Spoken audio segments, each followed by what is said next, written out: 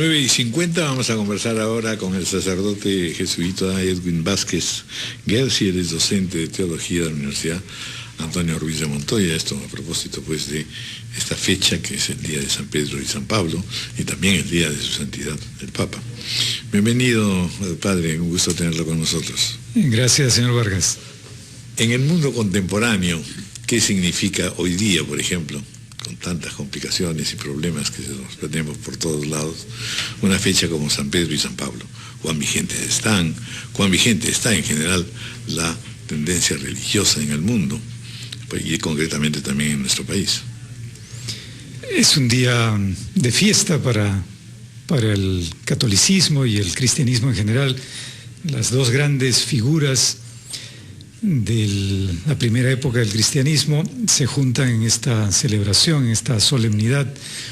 Los dos grandes líderes del cristianismo, Pedro, el primer apóstol, el líder del grupo, diríamos un líder natural, quizá como lo que le faltó a Argentina para ganar el partido, y Pablo, el apóstol de los gentiles.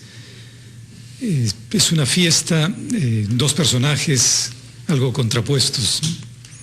Entonces me parece que estas dos figuras ayudan a pensar en la tarea del papado en el siglo XXI, con nuevos desafíos, con nuevas tareas para un papa que está pronto a cumplir 80 años. Padre, es bueno que nos hable sobre el siglo XXI, pero yo quería regresar al siglo I, precisamente porque ha habido el atentado en Turquía el día de ayer. Díganos algo sobre esta vida de Pablo tan particular, porque nace en Turquía. Él es un judío anticristiano y se convierte camino a Siria, que es el otro país conflictivo de estos días.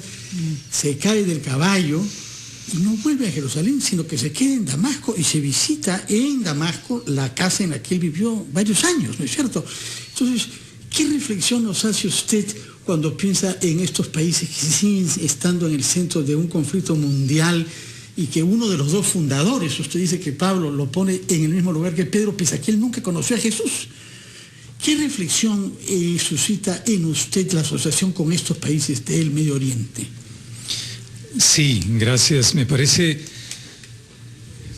que es un tema fundamental hoy, primero por la gran tristeza que provoca la situación del pueblo sirio con los millones de desplazados. Leí hace poco que el número de desplazados internos es casi igual al número de desplazados internos en Colombia, que ocupa el primer lugar en el mundo en número de desplazados internos. Es una tragedia. Y allí están de las comunidades cristianas más antiguas, en Siria. Por lo tanto, nos afecta directamente como cristianos la situación de Siria. Y claro, en ese mundo antiguo no había pues las fronteras y las diferencias que tenemos hoy. A mí me parece que la figura de Pablo es paradigmática porque muestra la fuerza del mensaje de Jesús. Un hombre formado en la tradición farisaica, que conoce a fondo las Escrituras, descubre en su propia reflexión, porque yo creo que tendríamos que hacer ese análisis, ¿no? La imagen religiosa es la conversión, el golpe, la caída del caballo, aunque no dice que hubo caballo, ¿no? El texto, pero la imagen de la caída del caballo es la imagen religiosa, pero yo creo que podríamos pensar que Pablo es un proceso emocional, intelectual en su aproximación a la propuesta de Jesús, a este nuevo movimiento. Como conocedor profundo de las Escrituras, descubre en esta figura de Jesús de Nazaret la continuación y la cumbre del propio discurso del judaísmo. A mí me parece que ese es un camino de conversión de Pablo. Por lo tanto, como un buen fariseo convencido, canaliza esa energía hacia el cristianismo, y tenemos este gran apóstol, el apóstol de los gentiles, no habría cristianismo hoy sin Pablo. Pedro, en cambio, es el elegido, ¿no es cierto? Pedro representa más bien al que estuvo cerca y al que de alguna manera se le encarga la feligresía y el continuar con la iglesia de Jesús. ¿Cómo contraponemos esas dos figuras? ¿Por qué se les celebra juntas? Se les celebra juntos estas dos figuras.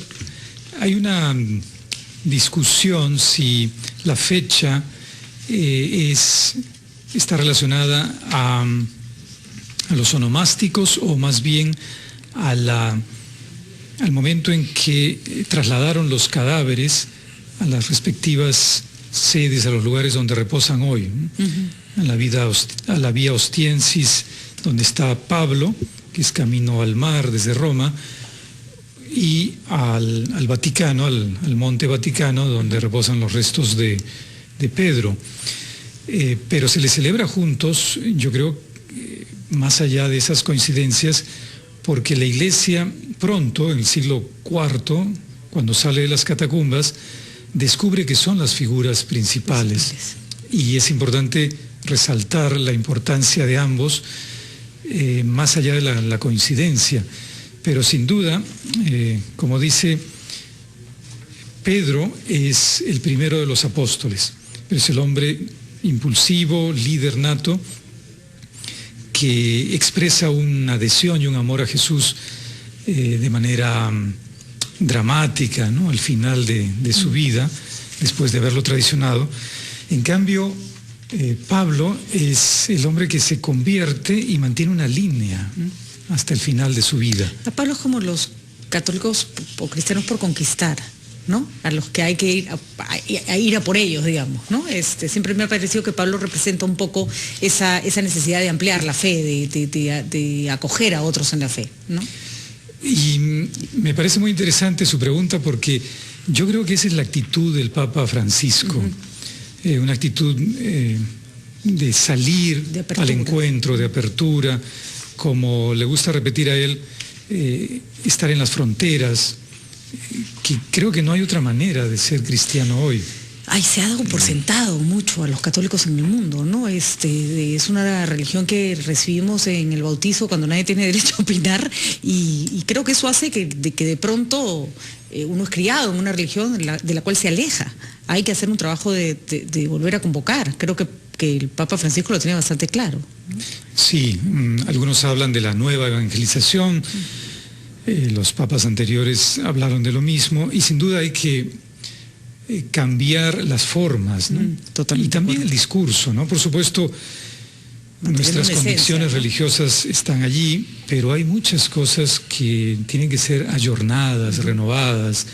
Estamos pues en un mundo diferente y no podemos seguir predicando en las mismas formas. Muy bien. Bueno, pues muchas gracias, padre, por haber estado con nosotros y recordarnos estos días. ¿Se va Gracias. a misa hoy, padre? ¿La misa es obligatoria hoy? Es una solemnidad, sí. Sí.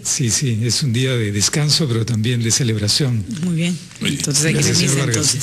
Muchísimas gracias. Buen día. Buen día. Vámonos inmediatamente a Puerto Vara.